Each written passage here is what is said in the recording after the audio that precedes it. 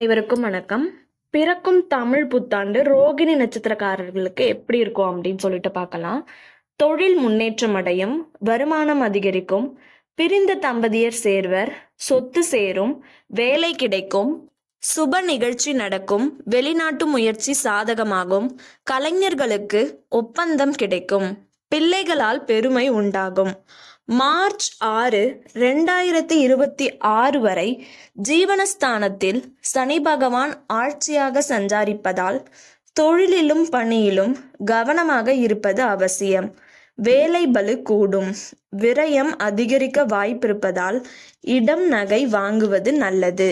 April 26 முதல் ராகு ஜீவனஸ்தானத்தில், கேது சுகஸ்தானத்திலும் சஞ்சாரிப்பதால் தொழில் முன்னேற்றம் அடையும், வியாபாரத்தில் அக்கறை அதிகரிக்கும், பணியில் உயர்வு உண்டாகும், வெளிநாட்டு வாய்ப்புகள் தேடி வரும், ஓய்வின்றி உழைக்கும் நிலை உண்டாகும்.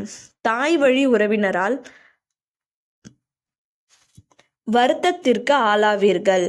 மே 11 வரை உங்கள் ராசிக்குள் ஜென்ம குருவாக சஞ்சாரிப்பவர் மே 11 முதல் மீனத்திற்கு சஞ்சாரித்து ஆகஸ்ட் 8 முதல் அதிசாரமாக கடகத்திற்கு பெயர்ச்சியாகிறார். சொந்த வீடு, வாகனம் என்ற கனவு நனவாகும். பொன் பொருள் சேரும், தகுதியான வேலை கிடைக்கும், பொது வாழ்வில் ஈடுபட்டிருப்போருக்கு செல்வாக்கு உயரும். சூரியன் சஞ்சாரிப்பதால் என்ன பலன் இருக்கு அப்படின்னு சொல்லிட்டு பார்க்கலாம்.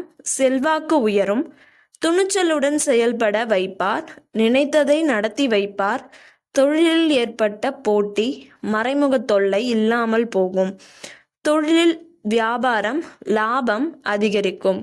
செவ்வாய் சஞ்சாரத்தால் தைரியமாக செயல்பட தொடங்குவீர்கள். அரசியல்வாதிகள் செல்வாக்குடன் இருப்பீர்கள். கடந்த கால சங்கடம் விலகும், வருமானம் வரும், உடல்நிலை சீராகும், வியாபாரம் தொழில் முன்னேற்றம் அடையும், அரசு வழி வேலைகள் வெற்றியாகும், திருமண வயதினருக்கு திருமணம், குழந்தை பேறு கிடைக்கும், புதிய சொத்து, புதிய தொழில் கனவு நனவாகும். ரோகிணி நட்சத்திரக்காரர்களுக்கான தொழில் எப்படி இருக்குன்னா, உங்கள் தொழிலில் இருக்க தடை விலகும். வாகன உற்பத்தி, ரியல் எஸ்டேட், கம்ப்யூட்டர், அழகு சாதன பொருட்கள், மின்சாதன தயாரிப்பு, எலக்ட்ரிஷியன்ஸ், இவங்களுக்கு எல்லாருக்குமே அவங்களோட வியாபாரத்தில் லாபம் உயரும். பணியாளர்களுக்கு தடைப்பட்டிருந்த பதவி உயர்வு, இடமாற்றம், தனியார் துணை பணியாளர்களுக்கு முன்னேற்றம் காண்பர். திறமையை நிர்வாகம் அறிந்து ஊக்கப்படுத்தும் ஊதிய உயர்வும் கிடைக்கும். பெண்களுக்கு திருமண வயதினருக்கு மணமாலை ஏறும், சிலருக்கு குழந்தை பாக்கியமும் உண்டாகும், கணவருடன் ஏற்பட்ட பிரச்சனை முடிவிற்கு வரும், சுய தொழில் செய்பவர்களுக்கு முன்னேற்றம் காண்பர். மாணவர்களுக்கு பொது தேர்வில் எதிர்பார்த்த மதிப்பெண் கிடைக்கும், போட்டித் தேர்வுகளின் முடிவு சாதகமாகும். உயர்கல்விக்காக சிலர் வெளிமாநிலம் வெளிநாடு செல்வீர்கள்.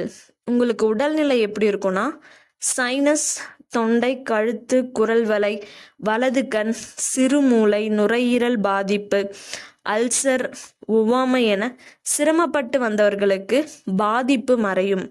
சுறுசுறுப்பாக செயல்பட தொடங்குவீர்கள். குடும்பம் நெருக்கடி, சங்கடம், பிரச்சனை அனைத்தும் விலகும். கடன் அடைபடும், சுப நிகழ்ச்சி நடந்தேறும், சொத்து சேரும், சிலர் புதிய வீட்டில் குடியேறுவீர்கள், சமூக அந்தஸ்து உயரும், பிள்ளைகளால் பெருமையை காண்பீர்கள். நீங்க இந்த தமிழ் புத்தாண்டுல செய்ய வேண்டிய பரிகாரம் என்னன்னா, குரு பகவானை வழிபட வளம் உண்டாகும், மனம் தெளிவடையும்.